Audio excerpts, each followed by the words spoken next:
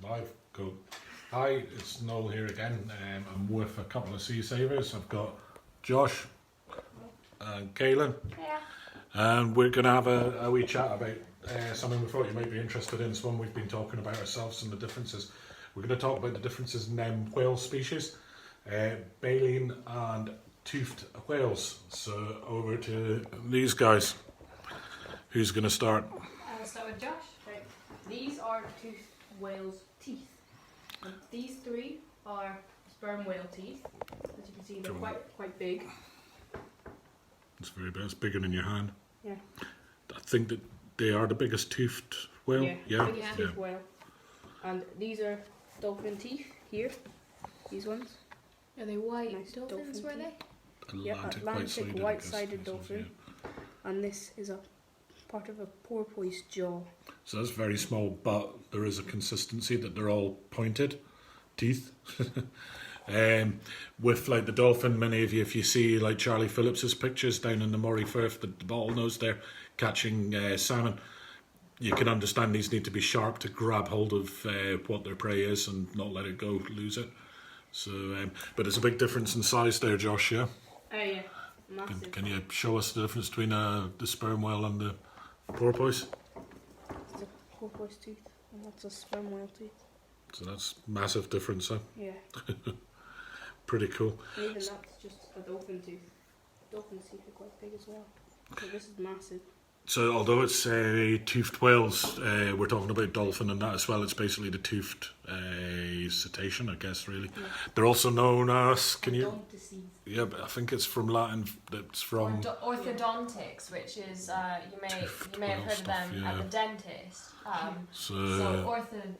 So if you hear someone talking about odontics, a little bit of for saying it right, I'm getting it wrong. Yeah, so that's basically the toothed whales. Yeah. And the other type are Baleen whales, also called Josh. Help me here. Mystices. Sounds like an amazing name. Again, there's something Latin there that's linked to moustache. That's all I know about it, because they say baleen's a bit like a moustache. Baleen whales have very similar to a cone, as you can see. This is our amazing example. This is some baleen from a. What did you say? These are minke. These minke.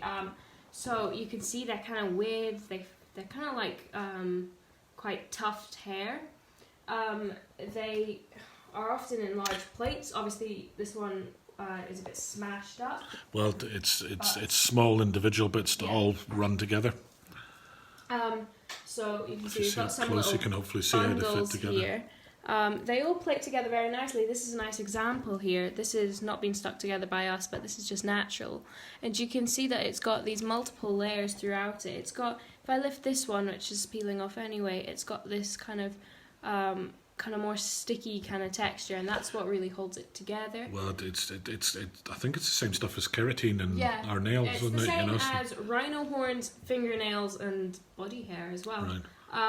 So it's really interesting stuff as well. So how they use this is, instead of like teeth, which may be self-explanatory, these whales will eat plankton. And I don't know if you know this, but plankton drifts mostly on the surface.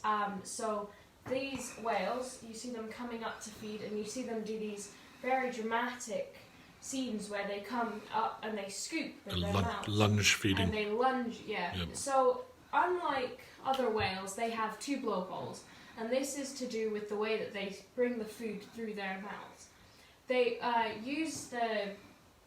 I don't know if the blowholes are linked to the eating, are they? I think they are, Is it? for Okay. the pressure to bring the water Right, through, okay, to feed yeah, it, that and makes then sense. Push it out, yeah. Well, it's probably the sort of stereotype image people might have in their heads is maybe humpback whales. Yeah. They're a very famous one. That's when you see them. I'm going to do a hand action. It's instead of puppets. When they leap out the water, they quite often do a bubble wall, drive things together into a bait ball, so and then really lunge through it and take a big mouthful. And then once they've gotten the mouthful, because obviously they're huge animals and plankton are small, rows and rows of these all along the jaw, the mouth. But when they squeeze the water, they inflate with the water and then squeeze it out, and it squeezes the plankton against that. Yeah. Yep. So for all of these items, there's a spider running around there. Daddy long legs. For all of these items, So a lot of these, you do need a license, which Noel has. These Yeah, are it's all worth his mentioning. samples. All of these, they're protected species, so it comes under the CITES rules, which is it's the same as like tigers and everything. Some of these are actually old examples. They came, the one in the end there, that grey one, that came from somebody collected that down in Antarctica in the 1950s. A couple of them are newer, but these are all licensed with SNH. So if you do find anything like this and you want to keep it, I've got these for educational and research purposes. So just be aware of that you can't buy and sell these online. It's illegal. Yeah. So it's just a little legal note. Yeah. So for today, we have a really fun example that we found online. You can do this at home if you want, maybe on a slightly smaller scale. We went quite big, but you know, go big or go home. So, ready? So, what you'll need is a huge tub of water. I'm going to stand up and try and get this. You need a huge tub. You can do this in a bowl if you really want. And then for our representations, Plastic sea animals. So, although we don't advocate putting plastic into the sea normally.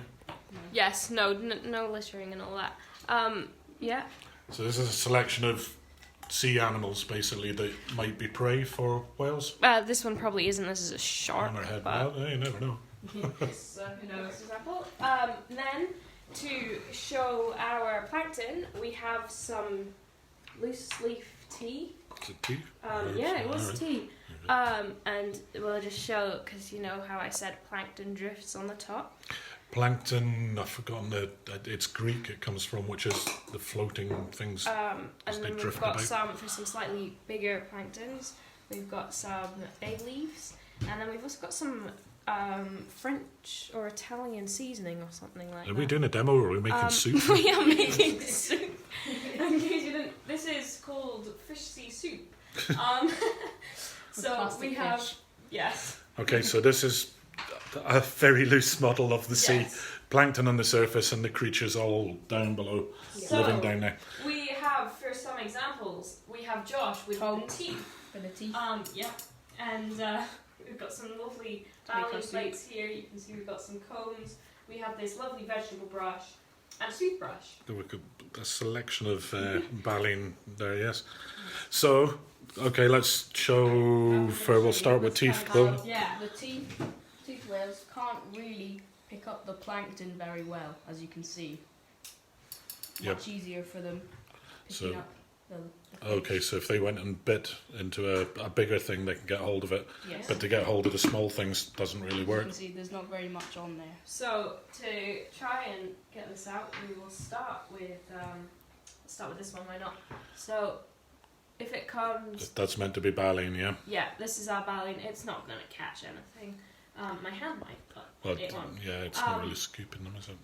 But for plankton, if it comes along like this, it just lifts all of that out, and you can see if I Let's see that, yeah. Put that Okay. there. Do you want to do that again? So, Yeah. so hang on, show the real stuff.